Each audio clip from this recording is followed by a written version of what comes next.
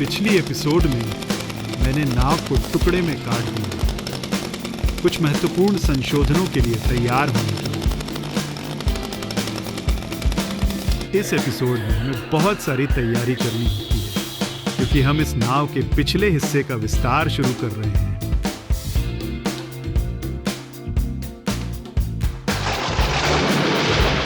आप rebuild projects देख रहे हैं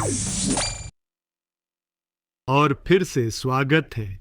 तो पिछले सप्ताह हमने नाव को उलट दिया और इस सप्ताह हम पुराने बॉटम पेंट को ग्राइंड करने की कोशिश कर रहे हैं। मुझे देखना है कि हम किस चीज के साथ काम कर रहे हैं। मैं पीछे 7 इंच ग्राइंडर के साथ शुरू कर रहा हूं। वास्तव में मुझे बस पोत को एक बिंदु तक पहुंचाने की आवश्यकता है जहां मैं फाइबर ग्लासिंग शुरू कर सकता हूं, लेकिन हम ट्रांसम क्षेत्र के पीछे विशेष ध्यान देने वाले हैं। मुझे धारों को काटना होगा, मुझे सब कुछ फाइबर ग्लास की परत तक नीचे लाना होगा और फिर हमारे पास एक अच्छी जोड़ने वाली सतह होगी। मैं अपने ऑसिलेटिंग और मेरे रेसिप्रोकेटिंग सॉ के बीच एक बड़े ब्लेड के साथ जाता हूँ उन धारों को काटने के लिए। मैं करीब 1 फुट पीछे जाने की कोशिश कर रहा हूँ, जो यह मुझे एक समतल सतह के लिए बंधन देगा। अब मैं पाता हूं कि जब आप वास्तव में तेजी से बालू का उपयोग करने की कोशिश कर रहे होते हैं तो आपको 5 इंच के ऑर्बिटल के साथ गलत नहीं जा सकता। और एक बड़े पिता 7 इंच ग्राइंडर।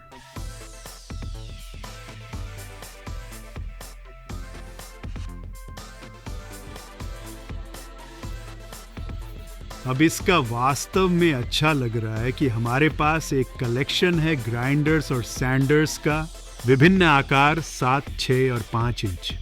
ये सभी वास्तव में तब सहायता करते हैं जब मैं छिनाई करने की कोशिश कर रहा हूं। आप जानते हैं, सतहें जिनमें अलग अलग आकार की पाबंदियां हैं, और मैं इस परियोजना पर उन सभी का उपयोग कर रहा हूं। मेरे पास हर तरह का सैंडर है जो आप कल्पना कर सकते हैं। मैं उन सभी का विशिष्ट चीजों के लिए उपयोग करता हूं। मैं बड़े 7 इंच ग्राइंडर का उपयोग करता हूं। वास्तव में नीचे जा रहा है जब मुझे पाने की जरूरत होती है, सीधे फाइबर ग्लास तक, जो कुछ भी ऊपर की परतों के माध्यम से गुजरे। लेकिन जब मैं सिर्फ एक अच्छी सतह तैयारी पाना चाहता हूं, बस कहने के लिए रंग लगाने या एक फ्लो कोट के बीच चुने। मुझे इस छोटे 5 इंच का उपयोग करना बहुत पसंद है। Bosch Aruni the variable speed grinder. इसलिए ये एक सामान्य ग्राइंडर से थोड़ा अधिक है। इसकी कीमत लायक है, लेकिन ये इस कॉलर के साथ आता है जो आपको इस श्रॉड को खरीदने की अनुमति देता है। यह अलग है, लेकिन गैचिन पुराने अमेज़ोनर ने इसे आमतौर पर बिक्री पर रखा होता है। यह आश्चर्यजनक है। ये वास्तव में महान है। अब आपको अच्छी वैक्यूम, अच्छी वेंटिलेशन की जरूरत है, और फिर वहां एक मुख्य तत्व है, एक मुख्य तत्व जो इसे सब काम करने देता है। तो ये आपके पास ये ग्राइंडर होता है तो ये बहुत ही शानदार होता है। लेकिन अगर आप बाहर जा रहे हैं और आप कुछ इन फोम पैड्स खरीद रहे हैं, जिनके पास मेरे पास बहुत सारे हैं, वे मोटे हैं और वे प्लास्टिक हैं। यदि उन्हें काटने की कोशिश करते हैं या उनकी प्रोफाइल को पतला करने की कोशिश करते हैं ताकि वे श्रॉड के भीतर फिट हो सकें, और ये छोटे छोटे ब्रश वे बस टूट जाते हैं। और मैंने फ्लैप व्हील्स का प्रयास किया है, आप जानते हैं, मैंने सब कुछ आजमा लिया है। लेकिन अब यह ये एक सुंदर है। ये एक बिलेट एल्यूमिनियम है डेस्क। ग्राइंडर कुछ फिट होता है और एक सिमटे एम्प्लेवडी। इसके साथ हुक और लूप आता है ताकि आप अपनी सारी सैंड पेपर्स का उपयोग कर सकें जो कठोरता आप चाहते हैं। ये सिर्फ ये नहीं कि ये बहुत मजबूत है, और मुझे प्लास्टिक को झुकाव दिए बिना बहुत अधिक दबाव डालने की अनुमति देता है। लेकिन इसने मुझे बस, आप जानते हैं, शायद एक 8वां होने दिया है। 8वें इंच के नीचे इन ब्रशों की सतह जो आपको इतनी अच्छी सेक्शन और इतनी अच्छी धूल संग्रहण देती है, खेल बदलने वाला।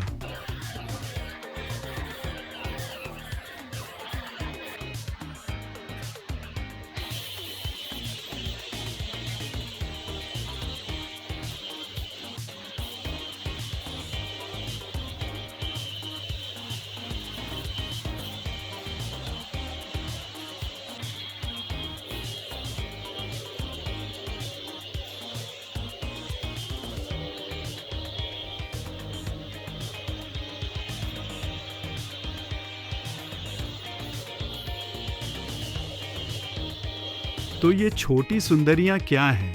वे आपकी कार के रिमोट की तरह दिखते हैं। बेसिकली वे हैं, लेकिन वे अटैच होते हैं एक प्लग के 3 आउटलेट की तरफ, और मैं अपने वैक्यूम्स को चालू कर सकता हूँ। मैं अपने हीपा फिल्टर को दूरस्थ रूप से चालू कर सकता हूँ। मैं इसे कई चीज़ों के लिए कर सकता हूँ। अगर मैं वास्तव में चाहता तो ग्राइंडर के लिए भी। मुझे ज़रूरत नहीं है क्योंकि मेरे पास यहाँ रिमोट है। लेकिन अगर आप कभी मुझे इनके साथ देखते हैं, आपको पता है आमतौर पर एक जेब में ये सिर्फ मेरा रिमोट कंट्रोल ऑन और ऑफ स्विच है। जैसे हम कहेंगे कि मैं इसे चालू कर सकता हूँ। हाँ, ये सिस केको ट्राइचन गगन अलविदा। ठीक है, लेकिन हाँ, ये आपको काम करने देता है।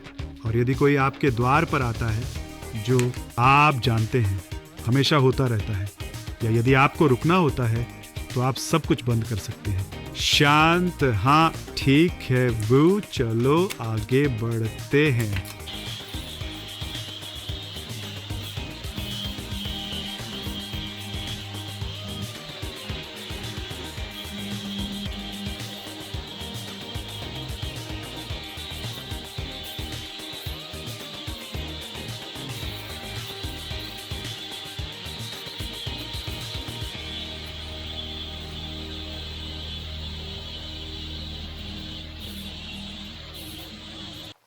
वह इतना खराब नहीं था।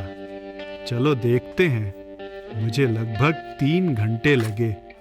चलो कहते हैं शायद यह क्या है।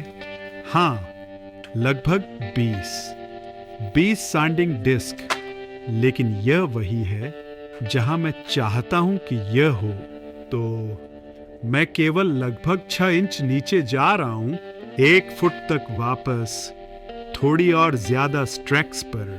साइड के साथ मैं यहाँ कुछ संशोधन करने जा रहा हूँ कठिन परिधि के लिए, लेकिन सबसे आगे तक सब कुछ बहुत अच्छा लग रहा है। पीछे की ओर तक, साइड्स, हाँ इतना बुरा नहीं। हम जिस ट्रांसम पर काम करने जा रहे हैं, मेरे पास कुछ अद्वितीय बॉक्स से बाहर के तरह के विचार, और मैं कल आपके साथ ये साझा करूंगा। शुभ प्रभात, फिर से स्वागत है। मुझे आशा है कि आपकी सुबह की शुरुआत मजेदार और उत्पादक हो रही है, जैसे कि मेरी हो रही है। हम उस ट्रांसफॉर्म पर सीधे कूदेंगे। मेरे पास कुछ विचार हैं। मैं स्ट्रिंगर्स को कट कर ट्रांसम का मानक विस्तार करना नहीं चाहता। ट्रांसम दीवार को कम करें क्योंकि ये मजबूत है। आमतौर पर तब करते हैं जब सब कुछ सड़ जाता है, जब फर्श सड़ जाता है। लेकिन मेरे पास यहाँ एक अच्छा आधार है। ये सब स्ट्रिंगर्स और फर्श से जुड़ा हुआ है। फाइबरग्लास वास्तव में अच्छा है, इसलिए मुझे उस प्रकार का विस्तार करने की आवश्यकता नहीं है। मैं एक पॉड बना सकता हूँ, मैं बस एक ब्रैकेट बनवा सकता हूँ, लेकिन मुझे थोड़ा पैसा बचाना है। पॉड और ब्रैकेट्स पेशेवर तौर पर किए गए कुछ हजार रुपए होते हैं। यही सब मैंने नाव के लिए चुकाया है। तो मैं बॉक्स से बाहर निकलना चाहता हूँ, और ये मेरा विचार है।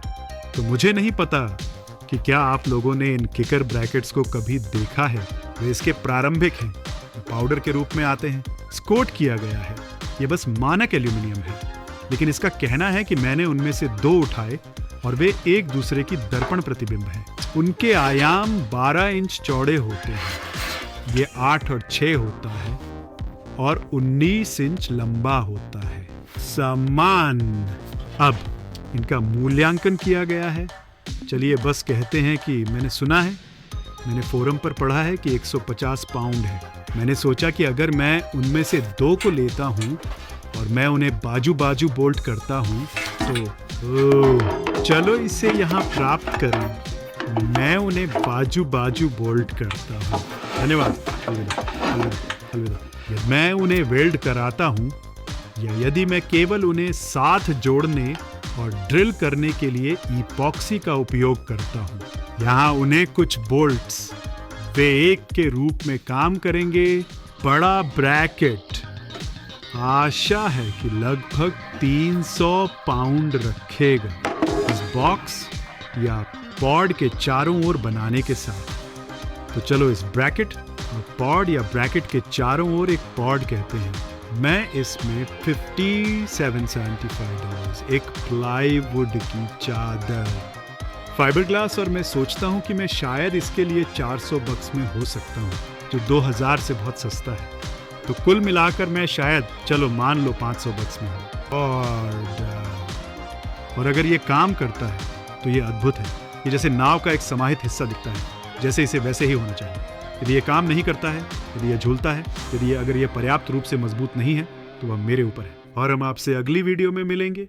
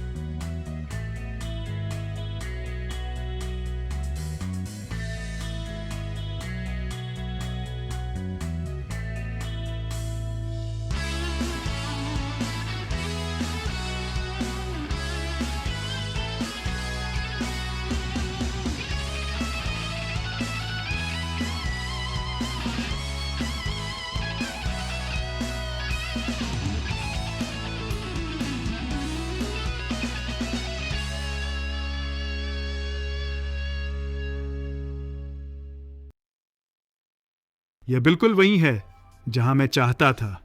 मैंने गोता। एक्सटेंशन मोल्ड, से पुरुष मोल्ड या सकारात्मक मोल्ड कहिए। मूल रूप से यह सिर्फ मैं इसे फाइबर ग्लास करने जा रहा हूं, इस पुराने हुल के साथ जोड़ दिया। और फिर एक बार जब मैं इसे सब उलट देता हूं, तो मैं इस मोल्ड को निकाल लूंगा या प्लग को निकाल दूंगा। और फिर कुछ और फाइबर ग्लासिंग पर इसके अंदर, या हाँ, अंदर अब मेरे पास मेलामिन का उपयोग करना है।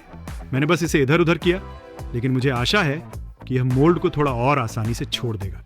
पीछे मैंने कुछ कठोर फोम का उपयोग किया। इसने मुझे एक प्रकार के संयुक्त वक्र मिलने की अनुमति दी, जिसे मुझे वास्तव में पसंद है। ये पुराने ट्रांसम कंपाउंड कर्व के बहुत करीब है, जो सुंदर है, जिसका अर्थ है कि पुराने नाव की कई विशेषताएं खोई नहीं जाएंगी। साइड्स पर मैंने लिया और मैंने उसे बाहर फैला दिया ताकि मैं साइड्स के कोण को बढ़ा सकूं। और इसे फैलाया गया है जो अब पुराने हुल की ओर दबाव डाल रहा है। लेकिन एक बार जब यह सब फाइबर ग्लास में समाहित हो जाता है, तो यह नए कोण को रखना चाहिए। मैं इसे सीधे फाइबर ग्लास नहीं करने जा रहा हूं, मैं इसे थोड़ी सी के साथ घिसने जा रहा हूं। मोम, या हो सकता है मेरे पास कुछ मोल्ड रिलीज है, लेकिन फिर मैं कुछ पील प्लाई नीचे रखूंगा। अब छीलें प्लाई। जब आप अनचायकित पॉलिएस्टर रेजिन के साथ काम कर रहे होते हैं, तो यह अद्भुत है, क्योंकि इसे ठीक करने देता है, क्योंकि इसे ऑक्सीजन हिट नहीं करने देता।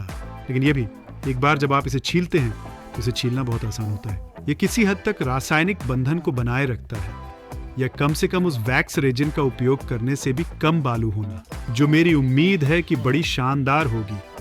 क्योंकि जब मैं इस पलटता हूं तो मैं प्लग निकालता हूं और उस पील प्लाई को छीलना। मैं चाहता हूं कि पुराने ट्रांसफॉर्म वॉल में टैबिंग शुरू करने में संभवतः सक्षम होना। फिर मैं चाहता हूं कि मैं अंदर के सभी कोनों और किनारों को मैंने यहाँ पर जो मेरे पास है उसके साथ मजबूत करूं। मेरे पास इसकी बहुत मात्रा है। सब मिलाकर ये करीब 1 से 2 घंटे का विश्राम। आज मैं वेट ऑन वेट पर जा रहा हूं और मैं 5 परतों की ओर देख रहा हूं। ये सब पील प्लाई से शुरू होता है और फिर मैं सभी छोटे छोटे चीजें जिन्हें आपको अपनी लेआउट शुरू करने से पहले तैयार करने की जरूरत होती है। विशेष रूप से ऐसे छोटे स्थान में कुछ भी भूलने या कुछ भी गिराने की संभावना बहुत आसान हो जाती है। तो मैं बताऊंगा कि मैंने खुद को कैसे सेट किया एंड फिर हम इस पर काम करेंगे। अब जब बात रेजिन को फाइबर ग्लास पर और इसमें लगाने की आती है, मुझे विभिन्न रोलर्स और स्कीजीज का उपयोग करना पसंद है। और फिर एक बार आपके पास, यदि आप फाइबर ग्लास के ऊपर इसे लगाते हैं और फिर इसे फाइबर ग्लास में संतृप्त करते हैं, तो आपको किसी भी वायु बुलबुलों को बाहर निकालने की चाहत होगी। तो मैं हर प्रकार के अलग अलग रोलर्स का उपयोग करता हूँ, अलग अलग आकार। यहाँ मैंने उनका एक समूह पाया है। मेरे पास ब्रश रोलर्स है, गोलाकार रोलर्स। मेरे पास रीढ़वदार रोलर्स हैं। हमारे पास कोने के लिए रोलर्स हैं और मैंने फ्लैट सतहों के लिए रोलर प्राप्त किए। मूल रूप से आप चाहते हैं कि सारे हवा के बुलबुले निकाल दें और उस फाइबर ग्लास को पूरी तरह से रेजिन से संतृप्त कर दें। और जब बात फाइबर ग्लास की होती है तो मैंने अपने दुकान के बेयर्स में अपना संग्रह शुरू कर दिया। मुझे इसे नीचे खींचना, काटना आसान लगता है। अब जैसा कि आप देखते हैं, मुझे इस विशेष कटर का उपयोग करना पसंद है। मेरे पास इसके कुछ संस्करण हैं। ये सिर्फ एक कपड़े का कट्टर है, लेकिन वो मेरी खुशी इसे बनाती है। इस फाइबर ग्लास को काटना बहुत आसान है। मुझे लगता है ये उन इलेक्ट्रिक चीरने वालों से काटने से भी आसान है, स्निपर्स, लेकिन ये बस मक्खन की तरह काटता है। देखने के लिए धन्यवाद। मैं हमेशा अपने सभी फाइबर ग्लास के टुकड़े पहले से काटने का पसंद करता हूँ। उन्हें सभी तैयार कर रखता हूँ, खासकर एक बड़े फाइबर ग्लास लैप की तरह। तो मैं उन्हें टेप करता हूँ और फिर मैं उन्हें उनकी चौड़ाई और आकार के आधार पर चिह्नित करता हूँ। अब यहाँ मैंने अपनी सभी अलग अलग परतों को चिह्नित किया है। मुझे सभी ये टुकड़े नहीं चाहिए। ये संतृप्ति कैसे काम करती है इस पर निर्भर करता है, लेकिन मैं उन्हें सभी तैयार रखने जा रहा हूँ। मैं यह भी पसंद करता हूँ कि मेरी सभी सामग्री तैयार हो। यहाँ कुछ लैमिनेटिंग रेजिन है जिसका मैं उपयोग करता हूँ। मैं यहाँ 5 गैलन वाले जग लेता हूँ। बिल्कुल मेरा मास्क। मैं इन दस्तानों का उपयोग पसंद करता हूँ और किसी भी मोम या वसा हटाने वाला। ये फाइबर ग्लास की तैयारी में मदद करता है और आपके पास कुछ अच्छा पुराना एसीटोन होना चाहिए। पील पाई तैयार है, फाइबर ग्लास तैयार है, बस रेजिन मिलाना बाकी है। और बस शुरू कर रहा हूं तो बाद में गूगल करना। आप रेजिन की कितनी मात्रा की जरूरत होगी इसके लिए कैलकुलेटर मिल सकते हैं जो फाइबर ग्लास के कपड़े के प्रकार पर आधारित होते हैं। क्योंकि मैं विभिन्न प्रकार का उपयोग कर रहा हूं, इसीलिए मुझे वर्ग फुट या वर्ग यार्ड कितना होगा इसे व्यक्तिगत रूप से समझना पड़ा। फिर इसे प्रत्येक व्यक्तिगत फैब्रिक के लिए पुराने रेजिन कैलकुलेटर में डालें और फिर सभी को एक साथ जोड़ दें। ये लगभग 2 गैलन के बारे में होगा, अनुमानित रूप से 2.2। हम देखेंगे कि वास्तव में इतना ही चाहिए और आप बहुत अधिक राल नहीं चाहते। आपको अपने आपकी परतों को रेजिन के बहुत मोटे होने के लिए। और धन्यवाद। आज बोटवर्क से एंडी की ओर से यह जानकारी। उन्होंने अलग अलग मात्राओं के अवशोषण पर कई महान परीक्षण किए हैं, लेकिन लगभग मेरे सांडो कुछ भी मिक्सचर से मिलाना होगा। 2 गैलन मैं इस 4 बैचों में करने जा रहा हूँ, इसलिए प्रत्येक में आधा गैलन, जो मुझे विभिन्न परतों के बीच में लात मारने से रोकेगा। मुझे लगता है मैं तैयार हूं चलने के लिए। वेंटिलेशन, मास्क, दस्ताने, सफाई उपकरण, मैंने जमीन पर तिरपाल डाल रखा है। हाँ, आइए इसके लिए जाएं।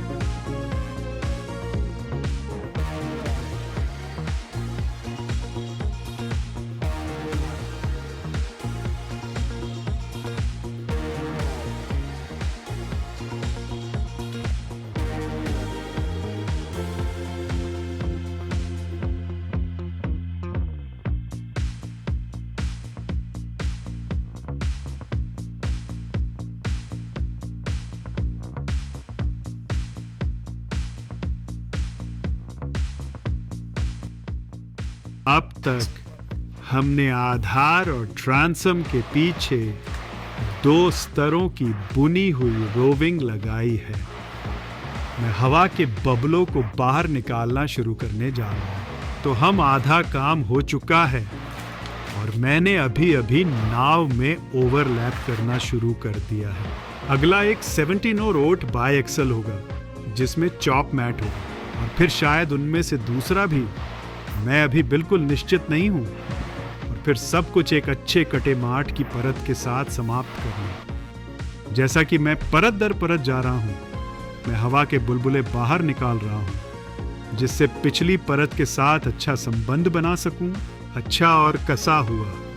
इसमें से कुछ हिस्सा वह है स्याटसिंग, फाइबर ग्लास में सही मात्रा में राल लगाने। आप ये जानकर ही पहचान लेते हैं क्योंकि यह पारदर्शी हो जाता है। लेकिन दूसरा हिस्सा इसे अच्छे से लपेटने का है, क्रिसमस का उपहार।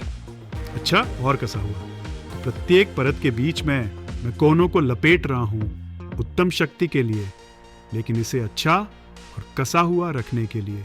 मापदंडों को बनाए रखने की कोशिश कर रहा हूं। आप जानते हैं, जैसा कि मैंने निर्धारित किया है। और एक बार मैंने ये सब कर लिया। ये सिर्फ सेगमेंट का मामला है, आप जानते हैं। रोलिंग और स्क्वीजिंग और रोलिंग और रोलिंग, उस पारदर्शी गुणवत्ता तक रोलिंग जिसे आप जानते हैं। इसका मतलब होता है कि आप जानते हैं, आप बहुत अच्छे हैं।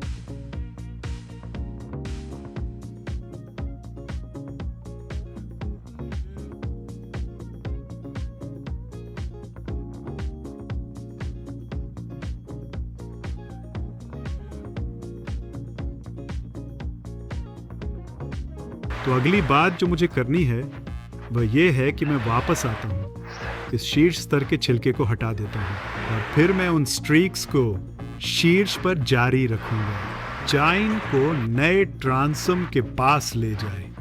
मुझे इनके बीच कुछ समतल करना है और फिर जब सब कुछ हो जाए, सभी नए स्ट्रैक्स एंड फेयरिंग, मैं इस पर 1 या 2 और परतों के साथ चॉप मैट करने जा रहा हूं, यह सुनिश्चित करने के लिए कि वे नई धाराओं और सब कुछ निश्चित रूप से जलरोधी है।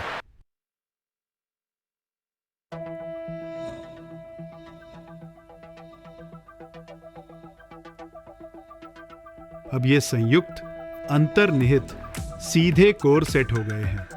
मैंने उन्हें रात भर सेट होने दिया। वे अच्छे और मजबूत हैं। वे पुराणों से समान दूरी पर हैं। उनकी एक सच्ची लाइन है बाव से स्टर्न की ओर। मैंने उन्हें थोड़ा बड़ा छोड़ दिया ताकि बाद में मैं उन्हें काट सकूं। लेकिन अब जब वे सेट हो गए हैं, मैं कुछ और इपॉक्सी, कुछ और भराई मिला सकता हूं और इन्हें बाहर निकालें ताकि यहाँ पुराने सीधे कोण मिले। अब वह सिर्फ पहला कदम है उन्हें थोड़ा और निष्पक्ष बनाने में। मैं एक छोटी सी चोप मैट भी डालूंगा उसे ताला लगाने के लिए उसके ऊपर। और जब मैं ऐसा कर रहा हूं तो मैं मिश्रण बनाने के लिए काफी उत्पन्न करूंगा। मैंने जो भी छोटे छोटे गैप्स हैं उन्हें भर दिया। मैंने पहली बार भराई की जब मैं इन्हें डालता हूं, इसलिए इसमें और बीच में थोड़ा अधिक रंग भेद होता है। और पहला परत डालना इस पैकेज से कुछ लैमिनेटिंग रेजन के साथ पुनः सक्रिय करने जा रहा हूं, जो इस सतह को यहाँ थोड़ा बेहतर बंड और भरने की अनुमति देगा। और फिर मैच समतुलन से रे बॉक्स करने से ले यहाँ सभी जगह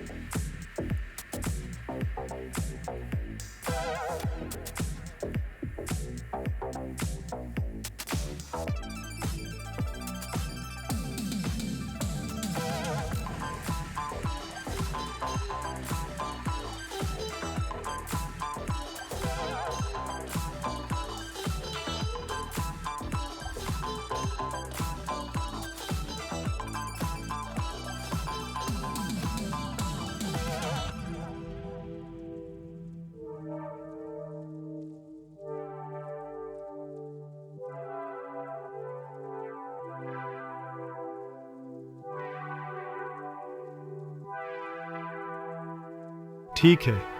लगभग 18 घंटे पहले मैंने इस बच्चे को सोने के लिए रखा। मैंने कुछ चलाने वाले कंबल ऊपर डाले। हमने जो काम किया था इसे बस पकने दें। अब जब यह हो चुका है, हाँ, मुझे बिल्कुल भी यकीन नहीं है कि मैंने वास्तव में इंगित किया था, लेकिन मैंने के बाद पील प्लाई नीचे रखा और मैं अभी भी ये सुनिश्चित नहीं कर पा रहा था कि मैं जो आंतरिक सीधे कोर पर चोप मैट डाल रहा था वह किसी प्रकार से उलटने के लिए। जब भी आप कुछ चोप मैट या कुछ फाइबर ग्लास क्लॉथ को तीक्ष्ण कोण पर मोड़ने की कोशिश कर रहे हों, इसमें थोड़ी सी याददाश्त है एंड ये बाहर निकलना चाहता है। तो मैंने बस एक प्रकार का स्प्लाइन यहाँ रखा। मैंने इसे पील प्लाई के ऊपर रखा, इसलिए यह चिपकेगा नहीं, और मैंने इसे केवल कुछ टेप के साथ यहाँ जगह पर रखा है। और अगर ये सब अच्छी तरह से होता है, अगर योजना के अनुसार चलता, फिर इसने चॉप मैट को ठीक से रखा होगा। और यह हुआ, इसने सब कुछ ठीक से रखा। यह सफलता है। मैं इन सब को खींच कर निकालूंगा और पील प्ले को बाहर ले जाऊंगा। हमें यह देखने को मिलेगा कि सब कुछ कैसे ठीक हुआ है, और यदि वह सुंदर स्ट्रेक अभी भी उतना ही न्यायपूर्ण है जितना कि जब मैं प्रोजेक्ट शुरू किया था। अगली कड़ी हम हार्ड चाइन को विस्तारित करने पर काम करने जा रहे हैं। फिर हम एक्सटेंशन और हल के बाकी हिस्से पर कुछ फेयरिंग लगाने वाले हैं। हम इस पर रंग क्यों नहीं फेंकते? फिर हम साइडों की ओर अपना ध्यान दे सकते हैं। अरे, तुम बहुत अच्छे हो। अगली बार मिलेंगे।